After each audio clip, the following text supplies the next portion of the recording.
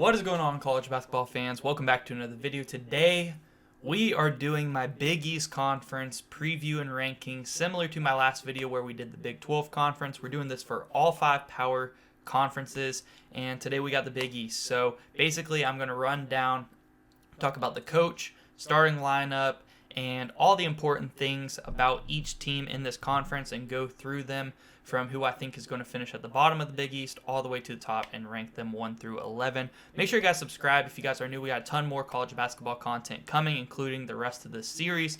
So make sure you guys subscribe, hit that like button if you guys enjoy, and let's get it started. All right, guys, so coming in here at number 11, we do have the DePaul Blue Demons. This is no surprise. They have been the worst team in the Big East for quite some time now, and they're still not looking that great, but they do have some hope maybe for their future, as they do have a new head coach in Chris Holtmann coming in. He is the former Ohio State head coach. He has had some successful years with the Buckeyes, so I think that was actually a pretty decent hire for DePaul, and probably one of the better ones that they could have made. And they do have a lot of transfers coming in. They are the only team in the Big East that I think is probably going to start all 5 transfers this upcoming season. And at point guard, they do have them starting Jacob Meyer, who is the transfer from Coastal Carolina. He was actually a pretty good guard for Coastal Carolina last year, averaged over 15 points per game. So we'll see how he can do going from the Sun Belt there to Big East basketball. At shooting guard, I do have them starting Layden Blocker, from the transfer from Arkansas. Wasn't that much of an impact player for Arkansas, but I think there is some potential there for him. At small forward, they have starting CJ Gunn, the transfer from Indiana. Pretty decent player. Excited to see him on DePaul. Excited to see what Chris Holtmann can do with these players. At power forward, we have transfer from Louisville, J.J. Traynor. I think that he is going to be one of the more impactful players on this DePaul team. And at center, I have them starting David Skogman, the transfer from Davidson. So all 5 transfers starting here for DePaul, and their one key bench player that I do have listed is Connor Ennight, who is a transfer from Drake. So all transfers are their impact players this year. Excited to see what Chris Holtmann can do. I do think DePaul will win at least a couple of games in Big East play this year, but I am still predicting for them to finish last in the Big East this season. In at number 10, we have Seton Hall. Now, this is kind of a surprising one here because Seton Hall has been towards the top half of the Big East, or at least around the middle, over the past few seasons. And now Shaheen Holloway, heading into his second season as the Seton Hall head coach, I think that they're more in a rebuilding type year. They do have some key losses, including one of the better players in the Big East last year in Kadary Richmond. He is going to a new Big East team in St. John's, transfers over. So that is a huge loss for Seton Hall. Also losing Al-Amir Dawes, who was a very good player for them last season. But they're bringing in a couple good players. They have Zion Harmon, who I think is going to start at point guard for Seton Hall.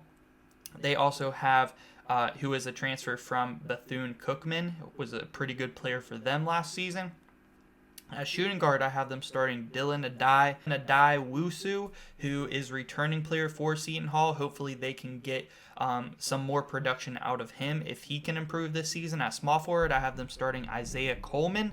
At power forward, I have them starting Prince Aljby from Boston College, a transfer. And at center, I have them starting Yassine Toumey, a transfer from Evansville. And he was a solid rebounder last year for Evansville, but not that great of a player. So we will see if Shaheen Holloway can get some production out of these guys, but I am not expecting Seton Hall to be in the March Madness mix this year for the NCAA tournament. I think they're going to finish around the bottom of the Big East, and I got them coming in here at number 10. Number 9, we do have the Villanova Wildcats, and this will be another year where I think Villanova is going to finish towards the bottom of the Big East. They are bringing back Kyle Neptune as their head coach. I believe this will be his 3rd season as the head coach.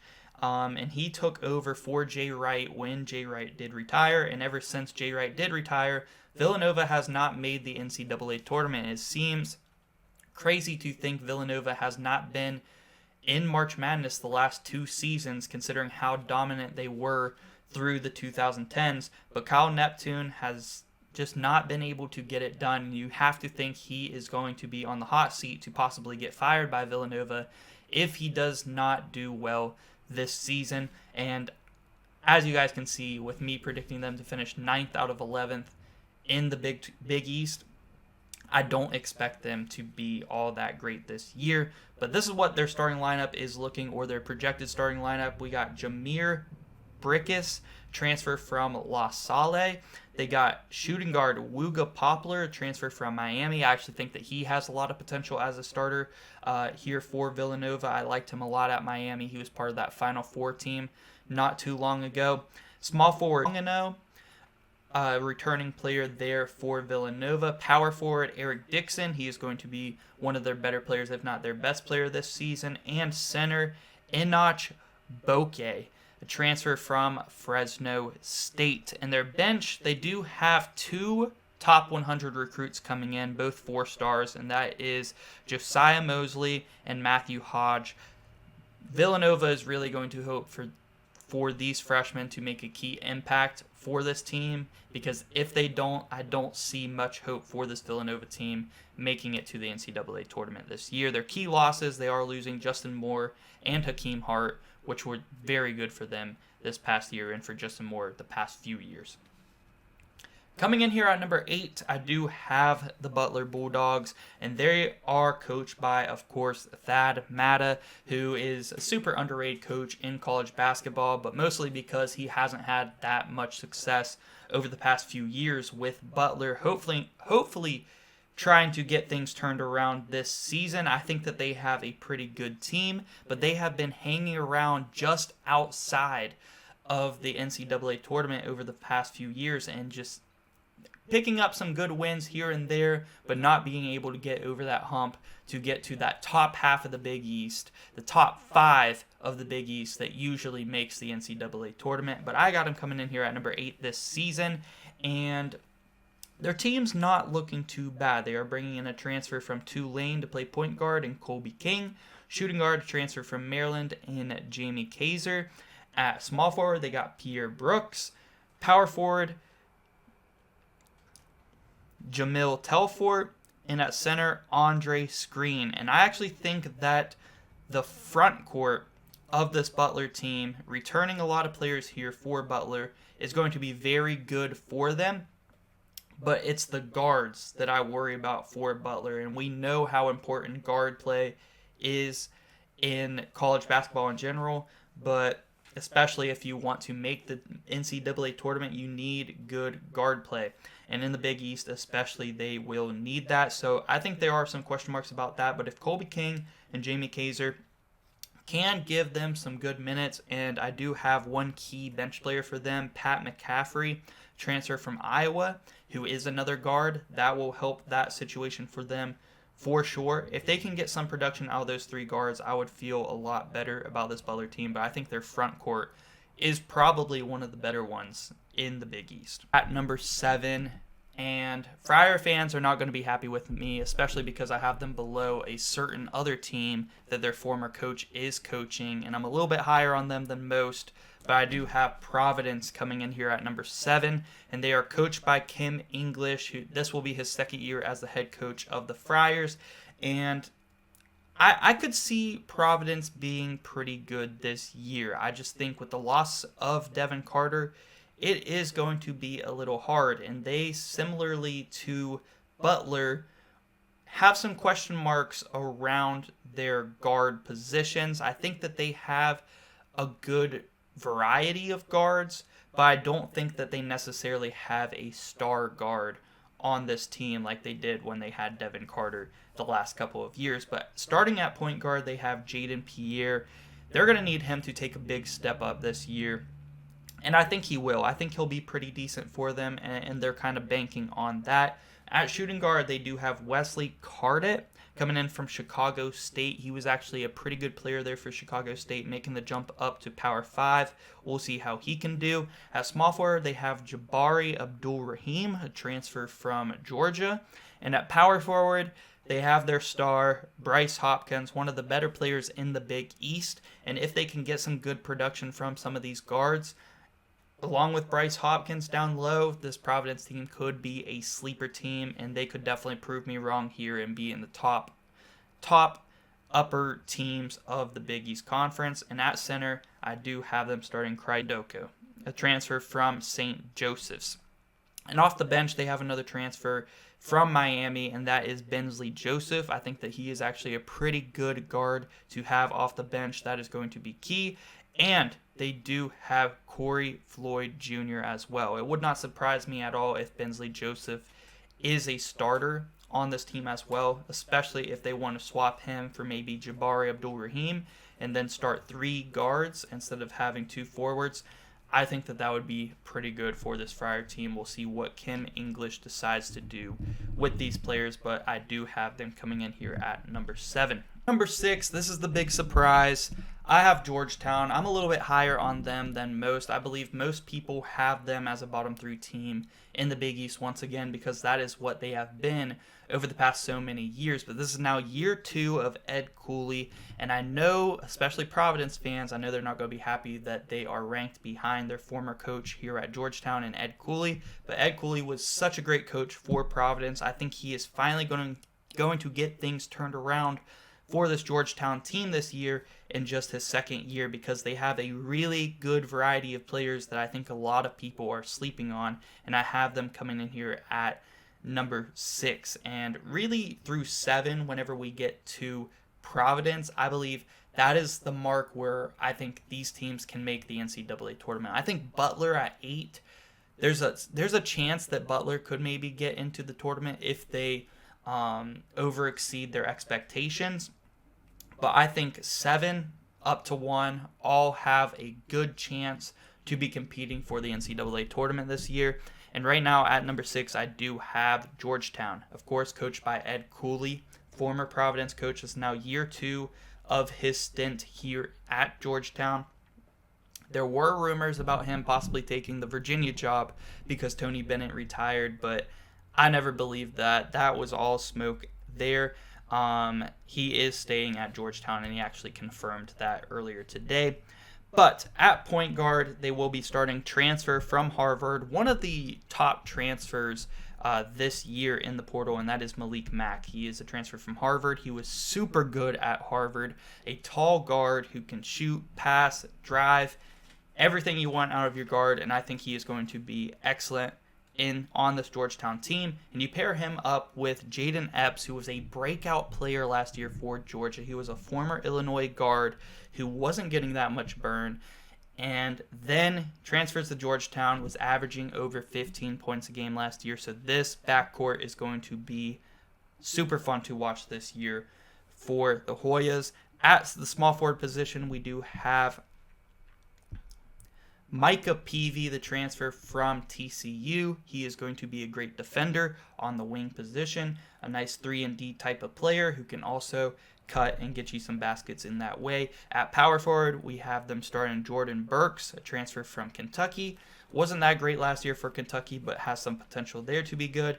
And at center, I have them starting a 4-star freshman, Thomas Sorber, that Ed Cooley got this year in this class. Now, as you can see reading this off, Jordan Burks, not that great of a year last year for Kentucky, but didn't get that much playing time. He has some potential, but it is a question mark. Same with Thomas Sorber. He is a 4-star, but he is only a freshman. So that is the big question mark around this Georgetown team. Can their front court compete with some of these teams that I already talked about and some of the teams we're about to talk about in the Big East Conference? Because if they're getting beat up down low, it is not going to go well for Georgetown. But if you look at the backcourt, these guards are super good, and I'm very excited to watch them play. I think they're going to get a lot of scoring, and if they can get some production out of their front court, even just some defensive production, if they have some good defenders down low, I think that this Georgia team could possibly make the NCAA tournament this year in year 2 under Ed Cooley. And coming off the bench, they have another 4-star freshman in Keon Mulready, and also a transfer from Louisville in Curtis Williams that I think could be some impactful players for them off the bench. I have Marquette, and I'm a little bit lower on Marquette this year than some people. They have some phenomenal guards on this team, and I could definitely be underrating them, but I think the losses of Tyler Kolek and Oso Ighodaro are going to be very, very hard on this Marquette team. But they are, of course, returning their head coach, Shaka Smart, who has been very good for Marquette since he's taken over there. And they are returning some great players. Their entire starting lineup and their sixth man are all returning players. They have no transfers that are going to be getting a ton of minutes this year, or starting minutes. At point guard, they have Stevie Mitchell, who is one of the better defenders in the Big East Conference, a super good guard. I think his playmaking is going to take a step up this year. Without Tyler Kolek, they are going to need it from somewhere. I believe Stevie Mitchell will be that guy who will probably jump up to 5, possibly even 6, but probably around 5 assists per game. At shooting guard, we got Cam Jones, who is one of the more prolific scorers, not just in the Big East Conference, but in all of college basketball. He is going to be one of the better players in this league and an early contender for Big East Player of the Year this season. At small forward, they have returning Chase Ross. They're looking for him to maybe take a big jump this year. At power forward, they have David Joplin, a solid player there at the forward position. And at center, they have Ben Gold, also looking for Ben Gold to take a big jump this year in the absence of Oso Ighodaro. And off the bench, they have Sean Jones, who is a quick guard, got injured last year, would have helped them a lot in the March Madness tournament this past year. But because of that injury, he was unable to play. I think Sean Jones this year, maybe as a sixth man, possibly even getting some starting minutes if they want to start 3 guards. Sean Jones is going to be impactful and get some good playing time either way. This Marquette team looks pretty good. I could be underrating them. I think they're going to make March Madness, but I do have them as the 5th team in the preseason rankings here in the Big East. And here at number 4, I do have Creighton. And Creighton is another team that people have as the 2nd or 3rd best team in this league, but I have them down here at number 4. And they, of course, head coached by a legendary coach in Greg McDermott. He has done amazing things building up this Creighton program, and lately making some deep runs in March Madness. So Creighton, very good team. They are losing a couple of very key players in Baylor Shireman, who was one of the better players in the Big East last year, and Trey Alexander, who was also one of the better players and one of the better defenders in the Big East last year as well. At point guard, though, they do return their point guard in Stephen Ashworth. He was a transfer from Utah State last year, and in his first year at Creighton last year, he wasn't anything special, but he was very good, and I expect him to take a big step up this year. In the absence of Shireman and Alexander, his touches, his shot attempts should go up, and his scoring production should go up as well. They are bringing in a transfer from Texas Tech and Pop Isaacs at shooting guard. He is a really good three-point shooter, a guy who can score, play make a little bit, but I worry about his efficiency. He's a little bit of a shot chucker at Texas Tech, and we'll see what he can do. If he can knock down a few more shots, be a little bit more efficient, he is going to be an excellent player for this team. At small forward, they have Jemiah Neal, a transfer from Arizona State. At power forward, they are returning Mason Miller. And at center, they are returning one of the better shot blockers, rim protectors in college basketball in Ryan Kalkbrenner. He is returning for yet another year here for the Blue Jays. And off the bench, they do have a backup center in Frederick King and a freshman that they are expecting some impact from, who is a 4-star in Jackson McAndrew. So, like I said, they are losing some key players this year. They still should be pretty good. I expect them to make the NCAA tournament, but I do have them coming in here at number 4 here on the Big East ranking. Next up here at number 3, I have St. John's. And St. John's, I expect them to be a much improved team from last year to this year. Last year, they just barely missed out on March Madness, and this is going to be the second year of head coach Rick Pitino, a coach who has won multiple national championships. He's won with Kentucky, he's won with Louisville, now he's at St. John's, and he's got a really good lineup this year. And so far in the charity exhibition games, I know that they're just charity exhibition games, scrimmages, but they have looked really good. And against Rutgers specifically, they looked good, and Rutgers is a very solid team. But at point guard, they are going to be starting Devion Smith, a transfer from Utah. Devion Smith was a very good player for the Utes last season, and that he is going to be excellent here for this team because he's got a great team around him as well. At shooting guard, I mentioned him earlier. He is a transfer from Seton Hall. He is moving to a different Big East team in St. John's, and that is Kaderi Richmond. He was one of the better players in the Big East Conference last season. He is a tall shooting guard who is a scoring machine. He can score at all three levels of the game, driving to the rack, mid-range, three-point, post, whatever you want from him, he can do it for you. Great rebounding guard there for them as well. At small forward, they are returning R.J. Lewis, a solid player for them last year. He should take a big step up this year as well. At power forward, they are bringing in Aaron Scott, a transfer from North Texas. And at center, they have Zuby Ejiofor returning. He was originally a transfer from Kansas last year. Wasn't that much of an impactful player for St. John's last year, but this year, so far in the exhibition games, has been going off. So that really is what drives me to put St. John's a little higher, is the emergence of Zuby Ejiofor. He was originally at Kansas. We knew he had potential, but it finally looks like he is going to be a breakout player this year. And with some great center play, this St. John's team is going to be very dangerous in the Big East this year. And off the bench, they have some solid guys in Simon Wilker and also Brady Dunlap. These are going to be solid players for them. They do have a key loss in Joel Soriano, but overall, this team looks pretty good. I have them comfortably making the March Madness tournament this year, and I have them coming in here at number 3 on the Big East rankings. And here at number 2, maybe a little bit of a shocker, but I feel like a lot of people are kind of on this team's hype train this year as well, and that is the Xavier Musketeers. I think Xavier has a very solid roster this year, and obviously I'm pretty high on them. I have them number 2 in my preseason Big East rankings, and they are head coached by, of course, Sean Miller.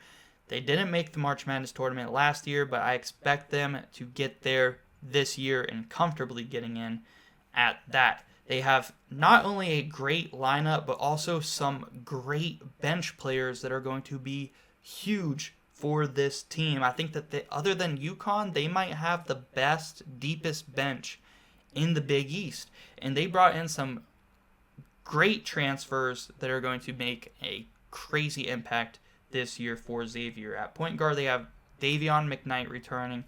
Really good point guard. He could even take a step up this year as well. At shooting guard, they are getting an amazing transfer out of Toledo, Dante Maddox, who is an awesome scorer. He is going to be super fun to watch this year. At small forward, they are bringing in a transfer from Indiana State, who is another good scorer, in Ryan Conwell. And at power forward, they are returning Zach Fremantle, who is an underrated but really good player in the Big East Conference, one of the better fours in this league. And at center, they do have Basil Traore, a transfer from Long Beach State.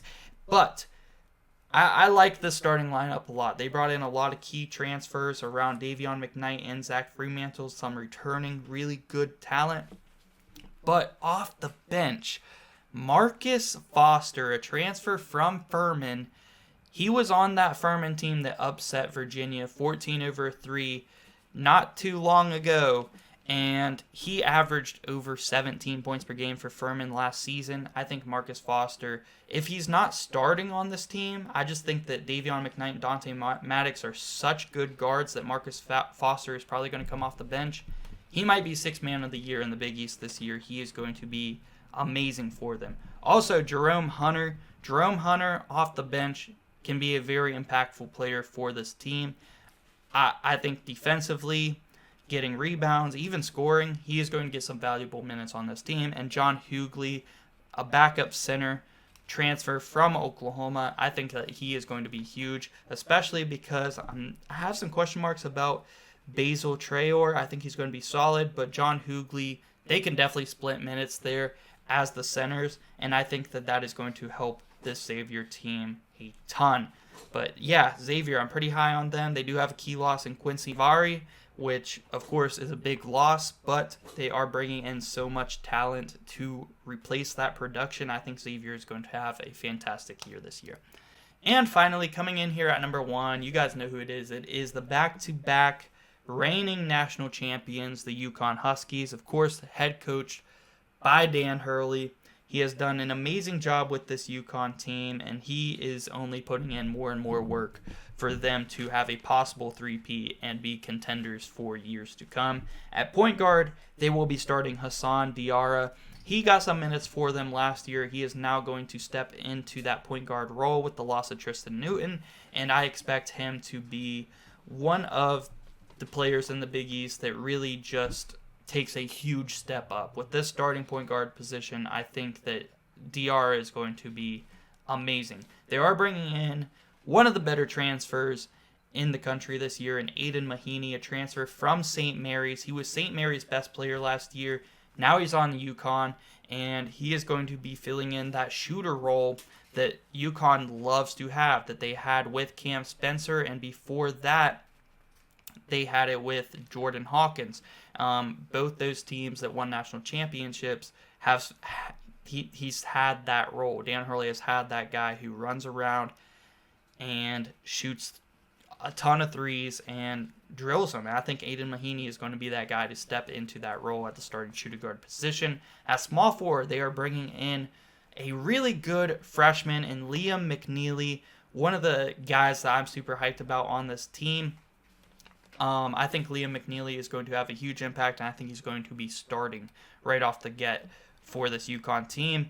At power forward, they are returning Alex Caravan. He was their power forward the last 2 years, both years that they won the national championship. And at center, they are returning Samson Johnson, who was their backup center last year. He is going to step into Donovan Clingan's role, and I think that he is going to be another player that takes a huge step up this year. They do have some key losses. Tristan Newton, Stephon Castle, Donovan Clingan, Cam Spencer, all phenomenal players, and that's a lot to lose. But the year before that, they lost Jordan Hawkins. They lost Sanogo. They lost Andre Jackson Jr. They lost a lot of these key guys and were still able to repeat as champs. I'm not saying that they're going to 100% repeat for a third time this year. I actually don't think they will. But leave it to them to prove me wrong. But they still have what I think is the best roster in this Big East Conference. And off the bench, Terrace Reed, transfer from Michigan. Jalen Stewart, another solid player. Solomon Ball. They have a deep bench once again this year and an amazing starting lineup. And I think as long as Diarra and Samson Johnson take the leaps that they are expected to, and Liam McNeely comes in as the 5-star freshman that he is, this UConn team is going to be very scary, and they are going to be competing again for a championship. And I have them coming in here at number 1 on the preseason rankings for the Big East Conference. So that's it for this one, guys. Let me know what you guys think about my Big East preview and rankings. Who did I have too high? Who did I have too low? And again, like I said in the Big 12 video, if there's anything you guys know about these teams, if they're your favorite team and you think this guy is going to start over this guy, let me know down in the comment section, because I want to get all the information I can before the regular season starts. Super hyped for this college basketball season, though, guys. Make sure you guys subscribe if you guys are new. We got a ton of content coming your way. And yeah, guys, thank you so much for watching.